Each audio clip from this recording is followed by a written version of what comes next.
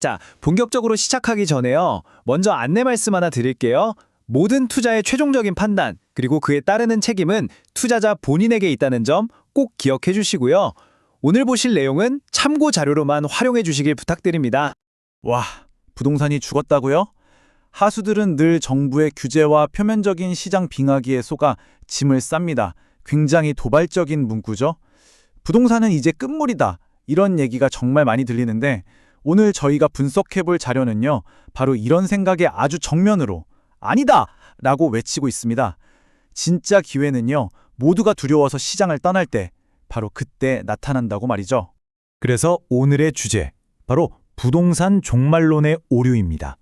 특히 AI 시대가 오면 가상현실이 다 알아서 해주는데 물리적인 공간이 무슨 의미가 있겠어? 이렇게 생각하기 쉽잖아요. 근데요, 오늘 자료는 완전히 반대로 이야기합니다.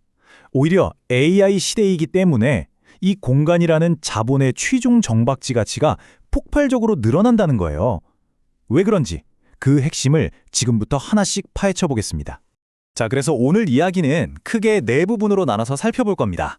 먼저 새로운 시대의 승리 공식은 뭔지 알아보고, 이어서 아주 공격적인 실행 계획, 그리고 이걸 가능하게 하는 궁극의 비장의 카드, 마지막으로 2026년을 위한 핵심 요약까지 이렇게 착착 정리해 드릴게요. 네, 그럼 첫 번째 섹션부터 바로 들어가 보죠. 새로운 시대의 승리 공식. 지금 다들 시장이 꽁꽁 얼어붙었다, 빙하기다 이렇게 말하는데요. 이 신화를 깨부수고 새로운 시대에 먹히는 승리 공식은 대체 뭘까요? 한번 자세히 들여다보겠습니다. 자, 이 표를 보시면 과거와 현재의 방식이 어떻게 다른지 한눈에 보입니다. 왼쪽이 바로 옛날 방식, 아마추어들의 방식이죠. 그냥 사놓고 오르겠지 하고 기다리는 거예요. 규제는 무조건 피해야 할 공포의 대상이었고요. 근데 오른쪽을 보세요. 새로운 전략가들은 완전히 다릅니다. 적극적으로 가치를 만들어내고요. 규제를 두려워하는 게 아니라 오히려 지렛대로 써먹습니다. 그리고 제일 중요한 거, 부동산이라는 하드웨어에 콘텐츠라는 소프트웨어를 입히는 거죠. 와, 이건 패러다임이 완전히 뒤바뀌었다고 봐야겠죠. 그래서 핵심 개념이 바로 이겁니다. 규제의 역설. 이게 무슨 말이냐면요. 대부분의 사람들에게 규제는 그냥 넘을 수 없는 장벽처럼 보이잖아요. 근데 이걸 아는 사람들은 다르게 봅니다. 이 규제가 오히려 아무나 못 들어오게 막아주는, 내 성을 지켜주는 깊고 넓은 해자가 되는 거예요. 신규 공급도 막아주고 어설픈 경쟁자들도 알아서 떨어져 나가니까 결국 살아남은 소수의 전략가들한테는 이게 합법적인 독점 환경이 되는 거죠. 어떻게 보면 정부가 판을 깔아주는 셈입니다. 아까 AI 시대 이야기 잠깐 했었죠? 이제 AI 시대니까 부동산은 끝난 거 아니야? 하는 생각 정말 큰 착각입니다. 오히려 반대예요. 가상경제, 디지털 세계가 커지면 커질수록 그걸 받쳐주는 물리적인 앵커, 즉 실물 공간의 가치는 폭발할 수밖에 없습니다. 한번 생각해 보세요. 그 엄청난 AI를 돌리려면 뭐가 필요하죠? 바로 거대한 데이터 센터 부지. 또 첨단 로봇들이 일하려면 스마트 물류 허브가 있어야 하고요. 그리고 디지털 세상에서 돈을 번 영앤 리치들. 이 사람들이 결국 그 돈을 어디에 두겠어요? 바로 아무나 가질 수 없는 트로피 같은 실물 자산이죠. 이 모든 것의 뿌리가 결국은 공간, 바로 부동산이라는 겁니다.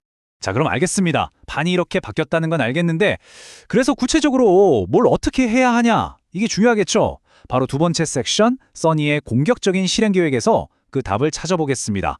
이 새로운 전략을 위한 4개의 기둥은 과연 무엇일지 지금부터 살펴보시죠. 첫 번째 전략, 바로 소유에서 가치 창출로의 전환입니다. 이제 그냥 갖고 있는 건 의미가 없어요. 보세요. 일단 경매로 저평가된 공간을 딱 확보합니다. 근데 여기서 포인트는 규제가 심한 주거용은 피하는 거예요. 대신에 뭐라느냐? 그 공간 위에 고부가 가치 컨텐츠를 입히는 겁니다. 예를 들면 정부가 요즘 장려하는 미니 실버타운이나 지역의 문화 컨텐츠 허브 같은 거요. 이렇게 하면 그냥 건물주가 아니라 정부 정책에 부응하는 사업가가 되는 거고, 자연스럽게 정책 자금까지 끌어올 명분이 생기는 거죠. 정말 스마트한 전략입니다. 두 번째 전략은요, 정부랑 싸우는 게 아니라 아예 한 대를 타는 겁니다. 도시재생 같은 정책에 맞서지 말고 그 흐름을 이용하는 거죠. 예를 들어 정부가 어떤 지역을 개발하고 싶은데 막상 하려니 토지 권리 관계가 너무 복잡해서 시작을 못하고 있어요. 그때 우리가 먼저 들어가서 그 복잡한 권리들을 법적으로 싹 정리해 놓는 겁니다. 그럼 이게 뭐가 되냐면 개발 사업의 마중물이 되는 거예요. 펌프질을 시작할 수 있게 물을 부어주는 거죠. 나중에 지자체가 자, 이제 개발 시작합시다 했을 때 협상 테이블에 가장 먼저 앉게 될 파트너가 누구겠어요? 바로 우린 겁니다. 세 번째 전략은 타겟을 아주 정밀하게 바꾸는 겁니다. 이 도넛 채트를 보시면 투기꾼은 이제 아주 작은 조각일 뿐이죠. 우리의 타겟은 더 이상 이 사람들이 아닙니다. 누구냐? 바로 안전한 내 집이 꼭 필요한 실수요자, 그리고 평생 모은 자산을 지켜야 하는 은퇴층입니다. 경매하면 왠지 무섭고 어렵다고 생각하는 분들이 많잖아요. 바로 그분들에게 우리가 안전한 내 집 마련 해결사가 되어주는 거예요.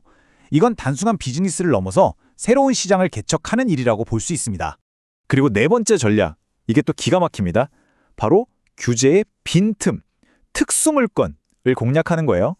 정부가 내놓는 온갖 대출 규제, 세금 압박 이런 것들은요, 사실 대부분 평범한 일반 물건들에 적용됩니다. 근데 법적으로 문제가 좀 얽혀 있고 복잡해서 아무도 안 쳐다보는 물건들이 있거든요.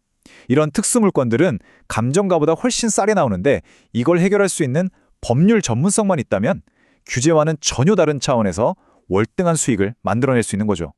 자, 지금까지 4가지 전략을 살펴봤는데요. 이걸 전부 가능하게 만드는 핵심, 그 궁극의 트럼프 카드는 과연 뭘까요? 세 번째 섹션에서는 바로 그 비장의 무기에 대해서 알아보겠습니다.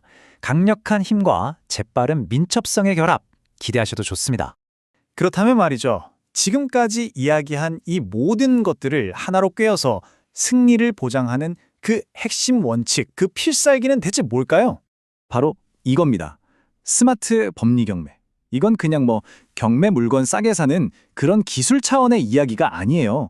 아주 강력한 법적인 힘과 앞으로 정책이 어떻게 바뀔지 유연하게 읽어내는 분석력. 이 두 가지를 결합해서요. 시장이 아직 그 가치를 알아보기 전에 한 발 앞서서 고수익 물건을 선점해버리는 고도로 설계된 전략 시스템인 겁니다. 이 트럼프 카드는 2가지 무기로 구성되어 있습니다. 첫째는 검입니다. 바로 법리적 강제력이죠. 점유자와의 갈등을 인도 명령이나 강제 집행 같은 법의 힘으로 단호하게 해결하고 수익을 딱 확정짓는 공격적인 무기예요. 그리고 둘째는 방패입니다. 바로 정책적 유연함이죠. 50년 전문가의 경험에다가 제미나이 같은 AI, 최신 도구까지 활용해서 정책의 흐름을 미리 읽고 방어하는 거예요. 이 강력한 검과 방패가 함께 있을 때 비로소 승리가 완성되는 겁니다. 네, 이제 정말 마지막 섹션입니다. 지금까지의 내용을 바탕으로 다가올 2026년을 준비하는 여러분들께서 꼭 가슴에 새겨야 할 핵심 내용들만 딱 정리해서 최종 브리핑을 해드리겠습니다. 다른 건 다 잊으셔도 좋습니다. 딱 이 3가지 핵심 메시지만 기억하세요. 첫째, 규제는 리스크가 아닙니다. 아마추어를 걸러내는 나만의 해자입니다. 둘째, 부동산을 그냥 소유하는 시대는 끝났습니다. 그 위에 어떤 컨텐츠를 만드느냐가 승부를 가릅니다.